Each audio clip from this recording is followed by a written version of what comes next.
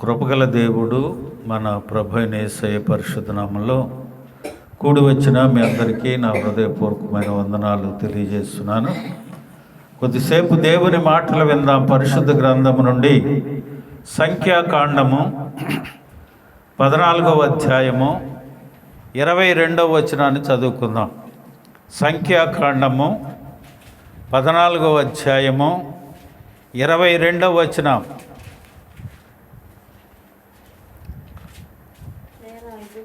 నేను ఐగుప్తులో అరణ్యములోను చేసిన సూచక్రియలను నా మహిమను చూచిన ఈ మనుష్యులందరూ ఏంటంట? ఈ 10 మారులు నా మాట వినక నన్ను పరిశోధించిరి. ప్రార్థన చేసుకుందాం. పరిశుద్ధుడా, ప్రేమగల దేవ, మహోన్నతుడా, మహిమగల రాజా, మీకు వందనాలు. ఇదిగో నా ప్రభా, ఈ ఆల్ నైట్ ప్రేయర్లో మీరుండి మమ్మల్ని నడిపిస్తున్న విధానానికై స్తోత్రాలు. ఇదిగో ప్రభా, ఈ చదవబడిన లేఖన భాగం నీ బిడ్డలకు వివరించే జ్ఞానం నాకు లేదయ్యా. నీ సిలువ చాటు నన్ను మరుగుపరిచి నీ మాటలు మాకు వినిపించి మమ్మల్ని బలపరిచి నీ లేఖనానుసారంగా జీవించే కృప మాకు అనుగ్రహించి మహిమ పొందుకొనమని మా ప్రభువును ప్రియరక్షకుడు త్వరలో రానయ్యున్న యేసయ్య అతి శ్రేష్టమైన నామంలో అడిగి వేడుకొనుచు ప్రార్థిస్తున్నాను మా పరమ తండ్రి, ఆమేన్. ప్రియమైన దేవుని బిడ్డలారా, ఈ చదవబడిన లేఖన భాగం ఒక మనుషుడు చెప్పట్ల, దేవుడు చెప్తున్నాడు. ఏం చెప్తున్నాడు? నేను ఐగుప్తులోను అరణ్యములోను చేసిన సూచక క్రియలను నా మహిమను చూచిన ఈ మనుషులందరూ ఈ 10 మారులు నా మాట వినక నన్ను పరిశోధించిరి. హల్లెలూయా చెప్పండి. 430 సంవత్సరాల బానిసత్వ జీవితంలో మగ్గిపోతూ ఉన్నారు ఇశ్రాయేలు ప్రజలు. వాళ్ళు పెట్టే బాధలను భరించలేక, వాళ్ళు పట్టే హింసలను సహించలేక, వారు పెట్టే శ్రమలను తలంచుకొనుచు దేవునికి మొరపెడతా ఉన్నారు. దేవుడు ఆ మొర విని మోషే అహరోన్లను ఎన్నుకొని ఐగుప్తు చెర నుంచి విడిపించి నడిపించి తీసుకొని వస్తూ ఉన్నారు. దేవుడు అంటా ఉన్నాడు, 430 సంవత్సరాల బానిసత్వ జీవితం నుంచి విడిపిస్తూ ఉంటే, నేను నడిపిస్తూ ఉంటే వీళ్ళు ఏం చేస్తున్నారంట? ఈ 10 మారులు అని అన్నాడు. కానీ 78వ కీర్తన 41వ వచనంలో అంటాడు కదా, వీరు మాటి మాటికి వారు దేవుని పరిశోధించి. చదవండి 78వ కీర్తన 41వ వచనం. మాటి మాటికి వారు దేవుని శోధించిరి, మాటి మాటికి ఇశ్రాయేలు పరిశుద్ధ దేవునికి సంతాపము కలిగించరు. ఏంటంట? ఆ 10 మారులే కాదంట, మాట మాటికి అరణ్యంలో వారు బహుగా ఆశించరి, ఎడారిలో దేవుని శోధించరి. అంతేకాదు ప్రియమైన దేవుని బిడ్డలారా, లెక్కలేనన్ని దినములు అని అంటాడు ఇర్మియా గారు 2వ అధ్యాయం 32వ వచనములో. వీళ్ళ పనిదే. ఇశ్రాయేలు ప్రజలను గురించి అనుకుంటా ఉన్నాం, కానీ నీ సంగతి, నా సంగతి, మన సంగతి ఆలోచించుకోవాలి.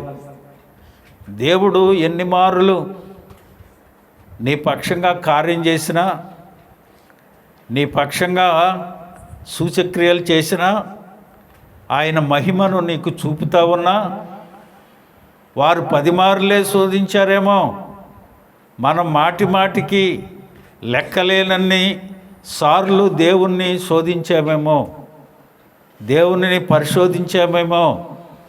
ఒక్కసారి ఈ రాత్రి కొద్దిగా ఆలస్యమైన దేవుని మాటలు వినండి. ఎందుకంటే ఆదివారం చెప్దాం అనుకునే వాక్యం, కానీ దేవుని ప్రేరేపణ ఈ రాత్రి చెప్పమని దేవుడు ప్రేరేపణ చేత ఈరోజు ఈ వాక్యం చెప్పటం జరుగుతుంది.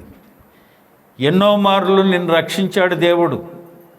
నీవు లోకంలో ఉన్నప్పుడు, పాపంలో ఉన్నప్పుడు, శాపంలో ఉన్నప్పుడు, బానిస జీవితంలో ఉన్నప్పుడు ఆయన రక్తముతో నిన్ను విమోచించి కొనుక్కున్నాడు ఆయన. ఆ సంగతి మర్చిపోయి ఇశ్రాయేలు ప్రజలు ఏ రీతిగా ఆయన్ని శోధిస్తూ ఉన్నారో, ఆయన్ని పరిశోధిస్తూ ఉన్నారో ఆ రీతిగా నీవు నేను ఉన్నామేమో. ఒక్కసారి ఈ రాత్రి దేవుని మాటలు ఆలకించి ఏ విషయాలలో ఆయన్ని దుఃఖపరిచావో, ఏ విషయాల్లో ఆయన పరిశోధించావో, ఏ విషయాల్లో ఆయనకి కోపం రేపావో ఈ రాత్రి తెలుసుకో. 10 సార్లు అన్నాడు కదా హెబ్రీ పత్రికలో 3వ అధ్యాయం 9వ వచనంలో అంటాడు కదా, 40 సంవత్సరములు నా కార్యములు చూచి మీ పితరులు నన్ను పరీక్షించి శోధించరు. హల్లెలూయా. ఎలాగను శోధించారంట? పరీక్షించి శోధించారు. దేవుణ్ణి పరీక్షిస్తావా? దేవుణ్ణి పరీక్షిస్తారండి. ఈ రాత్రి దేవుడు అంటున్నాడు, నన్ను పరీక్షించి శోధిస్తున్నావు. ఎలాగను నువ్వు శోధిస్తున్నావు? ఆనాడు ఇశ్రాయేలు ప్రజలు దేవుని శోధించారు. నువ్వే రీతిగా శోధిస్తున్నావు. ఇగో ఈ పని నాకు చేస్తేనే నీవు నా పట్ల కార్యం జరిగించావని నేను నమ్ముతా. దేవుడు చెప్తా ఉన్నాడు, క్రియలు చేస్తున్నా, నా మహిమను నీకు చూపిస్తా ఉన్నా, ఎన్నో ఆశ్చర్యమైన కార్యాలు నీ పట్ల నేను జరిగిస్తూ ఉన్నాను. కానీ ఇంకా నీవు నన్ను పరీక్షించి శోధిస్తానే ఉన్నావు. నువ్వు శోధించేది.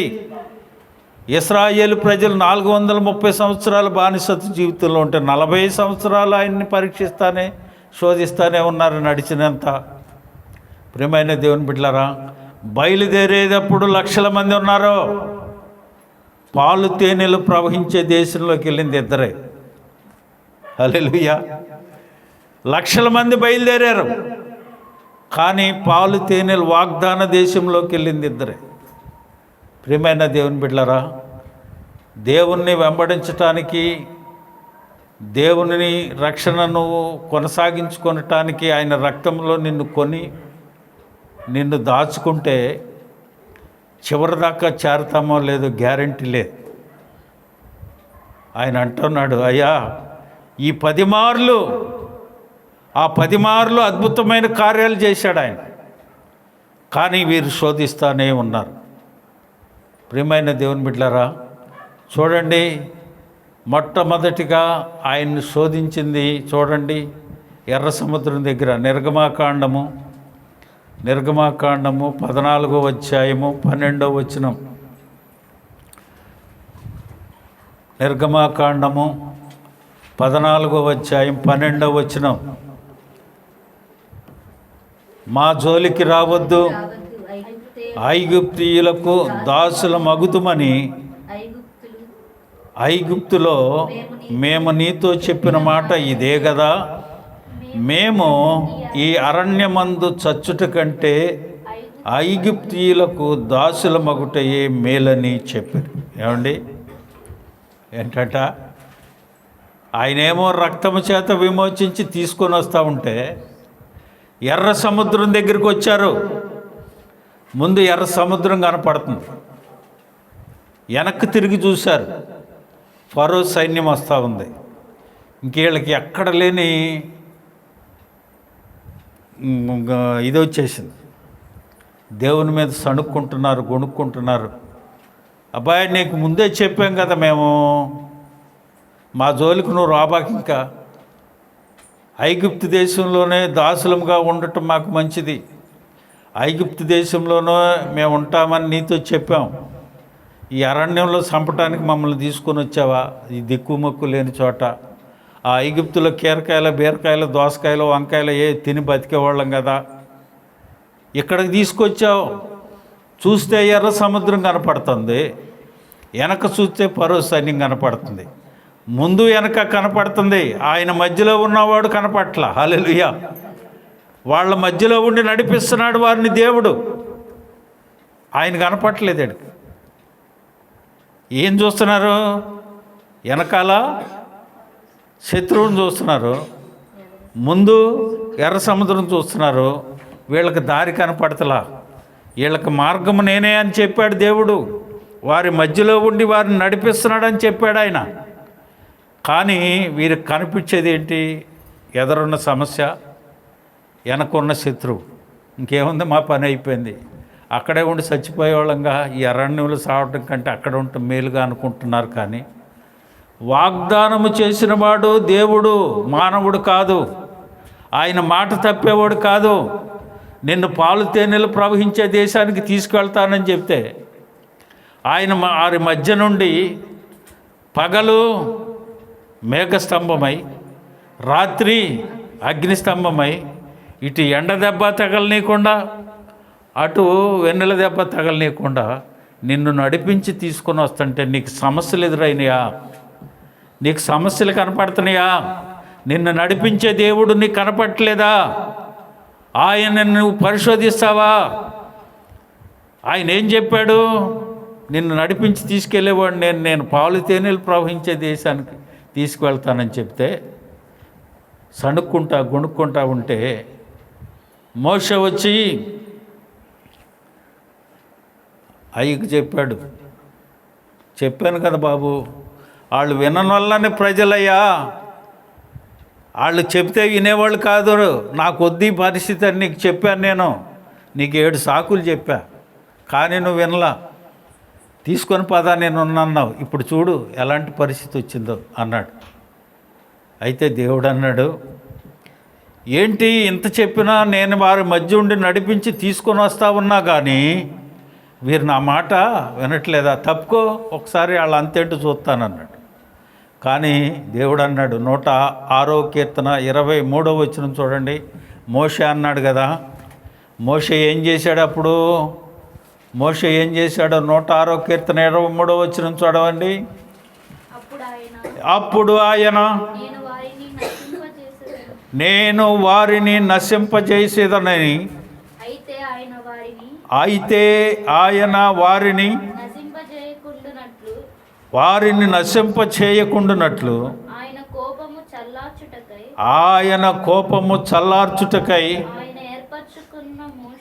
ఆయన ఏర్పరచుకున్న మోషే ఏం చేస్తున్నాడు? ఆయన సన్నిధిని నిలిచి అడ్డుపడను. హల్లెలూయా చెప్పండి. దైవదాసుడు చేసే పని అది. ఎందుకు మీ సమస్యలు చెప్పాలి? ఆయనకి ఎందుకు చెప్పాలి? నీకు దేవునికి అడ్డుగా ఉండేది దేవుని దాసుడు. నీ సమస్య ఆయనకి చెప్తే దేవుడు ఏదన్నా నువ్వు పొరపాటు చేసి దేవుడు నాకు ఈ కార్యం చేయలేదని ఆయన మీద సణుక్కొని గొణుక్కొని ఒకవేళ ఆయన్ని పరిశోధిస్తే పరీక్షిస్తూ ఉంటే, దేవుని కోపం నీ మీద రగులుకుంటూ ఉంటే దైవజనుడు అడ్డెళ్ళి ఆయన సన్నిధిలో ఏం చేస్తాడట? ఆయన సన్నిధిని నిలిచి అడ్డుపడతాడు. అయ్యా బాబు బాబు తెలియక చేశారు నాయన, నీ మాట వారు వినలేదు బాబు, ఈ పారి క్షమించు నాయన, ఇగో నీ కోపం వారి మీద రగులుకోద్దయ్యా అని దైవజనుడు అడ్డుపడితే దేవుడు అన్నాడు కదా, ఇదిగో నీ చేతిలో ఉంది కదా కర్ర, ఆ కర్ర తీసి సముద్రం మీద కొట్టన్నాడు. హల్లెలూయా హల్లెలూయా. అప్పటి వరకు నిండు గర్భిణిగా కనపడుతున్న ఆ ఎర్ర సముద్రం పాయలైపోయి పొడిన ఆరిన నేలలాగా కనపడతా ఉంది. హల్లెలూయా. ఎప్పుడు దైవజనుడు దేవుని సన్నిధిలో నిలబడి అడ్డు చెప్పి వారికి అడ్డుగా నిలిచి దేవుని సన్నిధిలో వారిని గురించి విజ్ఞాపన చేసుకొని ఆయనకి చెప్పినప్పుడు, ప్రార్థించినప్పుడు, వేడుకున్నప్పుడు ఆయన చెప్పినది ఆయన చేసిన తర్వాత ఆరిన నేలన బయలుదేరి వెళ్ళారు. హల్లెలూయా చెప్పండి. హల్లెలూయా. అయితే ప్రియమైన దేవుని బిడ్డలారా, సరే యేసు ప్రభు ఆయన రక్తంతో కొనుక్కున్నాడు మనల్ని. ఆనాడు ఇశ్రాయేలు ప్రజలను పస్కా పశువు ద్వారా వధించబడి విమోచించి వారిని తీసుకొచ్చారు. మరి వారికి బాప్తిసం ఉందా? చెప్పండి. బాప్తిసం ఉంది వాళ్ళకి. ఇప్పుడు మనకు బాప్తిసం ఉంది కదా, మరి వాళ్ళు బాప్తిసం పొందారా? వాగ్దాన దేశానికి వెళ్ళాలి కదా వీళ్ళు. వెళ్ళాలంటే ఏం కావాలి? నమ్మి బాప్తిసం పొందినవాడు రక్షించబడతాడు, నమ్మని వానికి శిక్ష విధించబడద్ది. మరి వీళ్ళకి బాప్తిసం కావాలిగా. బాప్తిసం ఉందా లేదా చెప్పండి? వాళ్ళకు ఉందా? పాతకాలంలో బాప్తిసాలు లేవు. యేసు ప్రభు దగ్గర నుంచి బాప్తిసాలు వచ్చినాయి. కొత్త నిబంధన కాలంలో బాప్తిసాలు ఉన్నాయి. మరి వారికి బాప్తిసాలు ఎలాగ ఇచ్చాడు దేవుడు చూడండి. దేవుని యొక్క పరిశుద్ధ గ్రంథంలో చూడండి. 1 కొరింథీ పత్రిక 10వ అధ్యాయం 2వ వచనం. అందరూ అండర్లైన్ చేసుకోవాలి దాన్ని. 1 కొరింథీ పత్రిక 10వ అధ్యాయము 2వ వచనం. త్వరగా. అందరూను మోషేను బట్టి మేఘములోను సముద్రములోను ఎలాగ పొందారు? సముద్రములోను. హల్లెలూయా చెప్పండి. హల్లెలూయా. బాప్తిసం పొందారా? బాప్తిసం పొందితే ఏమవుద్ది చెప్పండి? బాప్తిసం మనం ఎక్కడ దిగుతాం? నీళ్ళలోకి దిగి బాప్తిసం పొందాలిగా. నీళ్ళల్లో బాప్తిసం పొందిన తర్వాత ఏమవుతారు వీళ్ళు? ఆ నీళ్ళల్లో తడపబడతారు. నీటిలో ముంచి లేచిన తర్వాత ఏమవుతాం? తడపబడతాం కదా. అంతకుముందు ఎలా ఉన్నారు వీళ్ళు? పొడిగా ఉన్నారు. సముద్రంలో నడిచిన తర్వాత ఏమయ్యారు? బాప్తిసం పొందిన తర్వాత తడయ్యారు. అంతకుముందేమో పొడిగా ఉండి పాపం చేశారు. ఇప్పుడు బాప్తిసం తీసుకొని తడిగా ఉండి పాపం చేస్తున్నప్పుడు తడి చెత్త పొడి చెత్త అయిపోయింది. ఇప్పుడు 2 చెత్తలే. వీళ్ళు బాప్తిసం తీసుకున్నా కానీ దేవుని శోధిస్తున్నారు. అలాగనే గుర్తుపెట్టుకోండి. ఆ బండిని చూసినప్పుడల్లా గుర్తు వస్తుంది నాకు. పొడి చెత్త తడి చెత్త ఎలాగ డివైడ్ చేసినారో, అంతకుముందు నువ్వు ముంచకముందు ఎలాగున్నావో ముంచిన తర్వాత కూడా అలాగే ఉంటున్నావు. ఆ చెత్తను చూస్తే గుర్తుకు రావాలి, ఇలాగ అయిపోయింది నా బతుకు. అంతకుముందు బాప్తిసం తీసుకోముందు బాగానే ఉన్నా అనుకున్నావు. సరే, దేవుడు తీసుకొచ్చి ఆ నీటిలో నీకు బాప్తిసం ఇచ్చిన తర్వాత నమ్మి రక్షించిన బాప్తిసం తీసుకున్నవాడు రక్షించబడతాడని దేవుని వాక్యం ఉందిగా. ఇప్పుడు ఏమవుతున్నావు? అంతకుముందు పొడిగా ఉన్నప్పుడు ఏం చేసావో తడిగా ఉన్నప్పుడు అదే చేస్తున్నావు. అంతేనా? బాప్తిసం తీసుకున్నారు వీళ్ళు. ఎక్కడ? ఎర్ర సముద్రంలో మేఘంలో బాప్తిసం తీసుకున్నారని అపోస్తలుడైన పౌలు చెప్పాడు. కానీ ఆ పొడి మాటలు మానకుండా ఉంట్లా. అప్పుడు ఎలా ఉన్నారో ఇప్పుడు అలాగ ఉన్నారు. ఏమంటుంది వాక్యం? ఆ 10 మారులు మాటి మాటికి ఈ 40 సంవత్సరాలు వీళ్ళు నన్ను పరీక్షిస్తూ పరిశోధిస్తూనే ఉన్నారు. ఒకసారి చాలా ప్రాముఖ్యమైన విషయం ప్రభు ఎందుకు చెప్పమన్నాడు నాకైతే తెలియదు, కానీ అలాగనే మనం ఉంటా ఉన్నాం మేము. ఈ 2026 సంవత్సరంలో అలా ఉండటానికి వీల్లేదు. పొద్దున్నే ఉదయం నువ్వు చెత్త వేసేటప్పటికల్లా గుర్తుకు రావాలి. అవి ఏమడుద్ది? ఇది తడిదా పొడిదా అని చూసుకొని దేన్ని డివైడ్ చేస్తాం. అప్పుడు అలాగే ఉంటున్నావు, ఇప్పుడు అలాగే ఉంటున్నావు. బాప్తిసం తీసుకోకముందు ఎలాగ ఉంటున్నావో బాప్తిసం తీసుకున్నాక కూడా అలాగ ఉండటానికి వీల్లేదు. అది చెత్త కాబట్టి వాళ్ళు వేసుకుంటారు. మనం అలా కాదుగా. పరిశుద్ధపరచబడి యేసు రక్తము చేత కొనబడి పరమందు దేవుని సన్నిధికి మనం వెళ్ళబోతూ ఉన్నాం. అలా ఉండటానికి వీల్లేదు. మన ప్రాణ ఆత్మ శరీరములో నిందారహితంగా ఉండాలి. దేవుని వాక్యం అంటా ఉంది, వీరు నన్ను పరిశోధించారు ఆ 10 మార్లు. మొట్టమొదటిసారే ఈయన వీళ్ళకి బాప్తిసం తీసుకొచ్చి ఇచ్చాడు, కానీ వాళ్ళు మానలా. చూడండి, రెండవదిగా చూడండి, రెండోసారి ఎప్పుడు? 22వ వచనం. ఆ నిర్గమకాండంలోనే 14-12 చదివారుగా. 22వ వచనంలో కూడా చూడండి.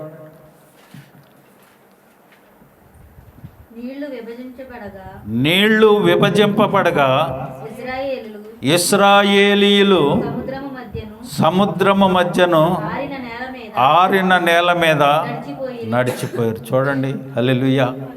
ప్రియమైన దేవుని బిడ్డలారా, అద్భుతాన్ని చేశాడు దేవుడు. సరే, ఇక్కడ అద్భుతం చేశారు, వాళ్ళకి అక్కడ బాప్తిసం ఇచ్చాడు ఆయన. ఏమనాలి? ఏసు రక్తమే చెయ్యి అనుకుంటే వెళ్ళాలి.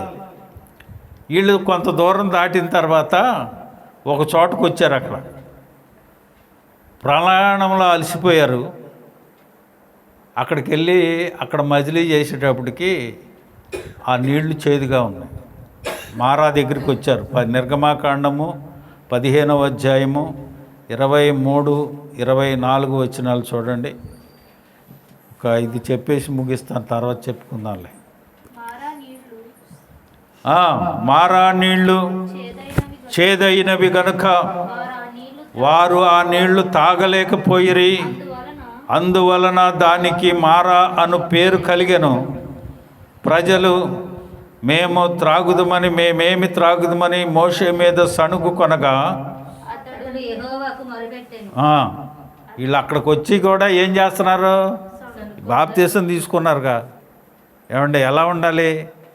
ఏం జరిగినా యేసు రక్తం చెయ్యనాలి. కానీ ఇక్కడికి వచ్చి ఏం చేస్తున్నారు? సణుక్కుంటున్నారు. ఏమయ్యా, ఏంటిది మా పరిస్థితి? చదువు తర్వాత.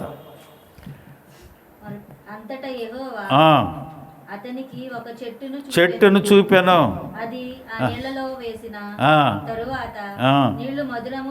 నీళ్లు ఏమైపోయినాయి? మధురములాయని. హల్లెలూయా. ఎక్కడికి వచ్చినా వీళ్ళు సనుగుడే. మారా దగ్గరికి వచ్చారు. అయ్యా ఏంటి నీళ్ళు? ప్రభుని అడుగు, ఏం చేయమంటాడో, ఎక్కడ ఉండమంటాడో, ఇక్కడ ఉండమంటాడా, వెళ్ళమంటాడా, ఇంకేదన్నా ఏర్పాటు చేశాడో మనకని అడగాలి. కానీ వీళ్ళు ఏం చేస్తున్నారు?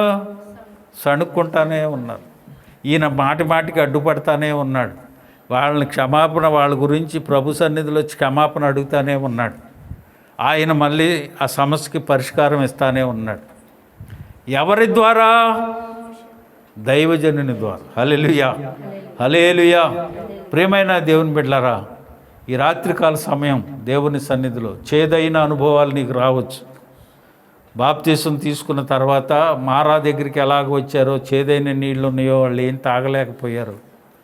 అలాంటి శ్రమలు, ఇరుకులు, ఇబ్బందులు, కరువులు, కాటకాలు, శ్రమలు, బాధలు, నిందలు ఎన్నైనా రావచ్చు. కానీ నువ్వు దేవుని సన్నిధికి వచ్చి మొరపెట్టుకుంటే దేవుడు ఒక మంచి మార్గాన్ని ఇచ్చి మధురముగా మారాన్ని మార్చగలడు ఆయన. హల్లెలూయా. అలాంటి శ్రమలు దేవుడు మనకిచ్చిన వాగ్దానాన్ని బట్టి, నేను నీకు తోడుగా ఉంటా, నడిపిస్తా, తోడుగా ఉంటా, నీకు సహాయం చేస్తా, నువ్వేం భయపడబాకో, నా దక్షిణ హస్తంతో నిన్ను ఆదుకుంటానని చెప్పిన దేవుడు. ఒకవేళ ఇలాంటి మారా అనుభవం మనకు వస్తే దేవుని సన్నిధిలో మనం ప్రార్థిస్తే అది మధురంగా మార్చగలుగుతాడు. హల్లెలూయా. ఆ శ్రమను, ఆ కష్టాన్ని తీసివేసి నీకు సంతోషాన్ని, సమాధానాన్ని కలిగిస్తాడు దేవుడు. హల్లెలూయా. మూడవది చూడండి. నిర్గమాకాండము 16వ అధ్యాయము 23వ వచనం.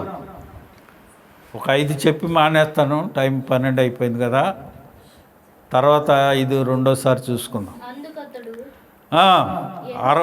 నిర్గమాకాండము 16వ అధ్యాయము 23వ వచనం. ఆ అరణ్యములో ఇశ్రాయేలీయుల సమాజమంతయు మోషే అహరోనుల మీద సణిగెను. ఇశ్రాయేలీయులు మేము మాంసము వండుకొను కొండల యొద్ద కూర్చుండి తృప్తిగా ఆహారము తినుటకుండుటప్పుడు యెహోవా చేతి వలన మేము చావకపోతిమి, సర్వ సమాజము చేతిలో మా వలన మేము చావకపోతిమి, సర్వ సమాజమును ఆకలి చేత చంపుటకు ఈ అరణ్యములోనికి మమ్మను అక్కడ నుండి తోడుకొని వచ్చిరని వారితో అని. ఏమంటున్నారు వీళ్ళు? ప్రతి చోట సనుగుడే. ఆ మారా నీళ్లు తాగారు, బయలుదేరి వెళ్తున్నారు. మళ్ళీ ఆకలేసింది వీళ్ళకి. ఆకలేసినప్పుడు, అయ్యా దేవుడు ఎన్నో అద్భుతాలు మన పట్ల చేస్తున్నాడు, ఎన్నో సూచక్రియలు మన పట్ల జరిగిస్తున్నాడు, మహత్కార్యాలు జరిగిస్తున్నాడు, మనం ఏది అడిగినా ఆయన చేస్తున్నాడనే విషయాన్ని వీరు విస్మరించి ఇక్కడ కూడా ఆయన్ని పరిశోధిస్తున్నారు. ఏంటి మా పరిస్థితి? మా కొండల దగ్గర కూర్చున్న మాకు ఆకలేదు, ఆకలేస్తుంది, మేమేం చేయాలి? అక్కడ అరణ్యంలో మాకు ఆహారం ఎక్కడ దొరుకుద్ది? మోషే వెళ్ళాడు. ఏం చేశాడు? ప్రార్థన చేశాడు, దేవుణ్ణి అడిగాడు, మరణాన్ని కురిపించాడు ఆయన. హల్లెలూయా, హల్లెలూయా. నీళ్లు కావాలన్నా, ఆహారం కావాలన్నా దేవదూతలు తినే ఆహారాన్ని తీసుకొచ్చి వాళ్ళకు పంచుతూ ఉన్నాడు. వారి ఆశ కొలిది ఆహారమును అడుగుచూ తన హృదయంలో దేవుని శోధించిరి. 78 కీర్తన 18వ వచనంలో అంటాడు. ఆహారాన్ని గురించి కూడా శోధిస్తూ ఉన్నారు వాళ్ళు. వారు ఆశ కొలది ఆహారమును అడుగుచూ తమ హృదయములలో దేవుని శోధిస్తూ ఉన్నారు. ఆహారం కావాలన్నా అడుగుతూనే ఉన్నారు. చూడండి, దేవుడు అంటాడు, యేసు ప్రభు సువార్తను ప్రకటించే టైంలో, ఒరే బాబు, ఏమి తిందుమో, ఏం తాగుదామో, ఏం దోచుకుందామో అని మీరు ఆలోచించబాకండి నాయనా. ఇదిగో ఆకాశ పక్షులను చూడువి, అవి విత్తవు, కోయవు, కొట్లలో కూర్చుకొనవు, వాటిని పోషించే దేవుడు మిమ్మల్ని పోషించడా అని దేవుడు అంటూ ఉంటే మనం ఏంటంటే మన ప్రార్థన, రేపు పరిస్థితి ఏంటయ్యా, మా పరిస్థితి ఏంటి, ఈ ఆహారం లేక మేము ఇక్కడ చచ్చిపోవాలా అనే విషయాలను గురించి ఆలోచిస్తూ ఉన్నారు. కానీ దేవుడు వారి పట్ల జరిగించే అద్భుతమైన కార్యాలను వారు విస్మరించి దేవుని పరిశోధిస్తూ ఉన్నారు. ప్రియమైన దేవుని బిడ్డలారా, అలాగున నీవు ఉంటే ఈ రాత్రి ప్రభు సన్నిధిలో ఎన్నిసార్లు ఇశ్రాయేలు ప్రజలు శోధించినట్లుగా ఎన్నిసార్లు నువ్వు దేవుని శోధించావేమో. అడగక మునిపే అక్కర్లు ఎరిగిన దేవుడు ఆయన. ఆకలి కొంటూ ఉంటే నీ ఆకలిని తీర్చకుండా ఉన్నాడు. ప్రియమైన దేవుని బిడ్డలారా, నిన్ను నీ పిల్లల్ని ఆయన చూస్తూ అలా ఉండడం. దేవుడు నిన్ను నీ బిడ్డలను రక్షించి సంరక్షించగలిగిన వాడు. చూడండి, తర్వాత 4వసారి వచ్చేటప్పటికి నిర్గమాకాండం 16:20 చదువు. 16:20 నిర్గమాకాండము 16:20. అయితే వారు మోషే మాట వెనక కొందరు ఉదయం వరకు దాన్ని కొంచెము మిగుల్చుకొనగా అది పురుగులు పట్టి కంపు కొట్టెను. మోషే వారి మీద కోప్పడ్డాడు. హల్లెలూయా. అరే బాబు, ఏ రోజు ఆ రోజే, రేపు మిడకటానికి వీల్లేదు. ఇదిగో ఈరోజు ఉదయం మన్నా వస్తుంది, మీరు సమకూర్చుకొని సంతృప్తిగా తిని పడుకోండి చక్కగా. రేపటికి ఉంచుకోకూడదు. వీళ్ళు ఆ మన్నాను చూసి ఇంకా రేపటి కూడా దాచుకుందామని పెట్టుకుంటే అది ఏమైందంట, పురుగులు పట్టి కంపు కొడతా ఉంది. సర్వశక్తి గల దేవుడు నాతో ఉన్నాడు, సమృద్ధిగా ఆహారాన్ని ఇస్తాడు. ఆయన చెప్తున్నాడు, పొద్దున కుంచుకోబాకడరా బాబు అని చెప్తే వీళ్ళు దాచుకుంటున్నారు. ప్రియమైన దేవుని చెప్పిన మాట వారు వినట్లా. ప్రతిసారి దేవుని శోధిస్తూనే ఉన్నారు. తర్వాత చూడండి, 5వదిగా చెప్పి ముగిస్తాను. నిర్గమాకాండం 16:28.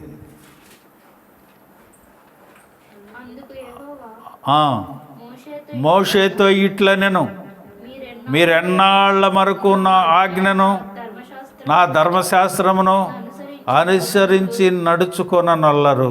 ఏం చేస్తున్నారంట? ఆయన చెప్పే ఆజ్ఞను వింటలేదు, ఆయన ఇచ్చిన ధర్మశాస్త్రాన్ని వీరు అనుసరించి నడవట్ల. అయితే బాప్తిసాలు తీసుకుంటున్నారు వీళ్ళు.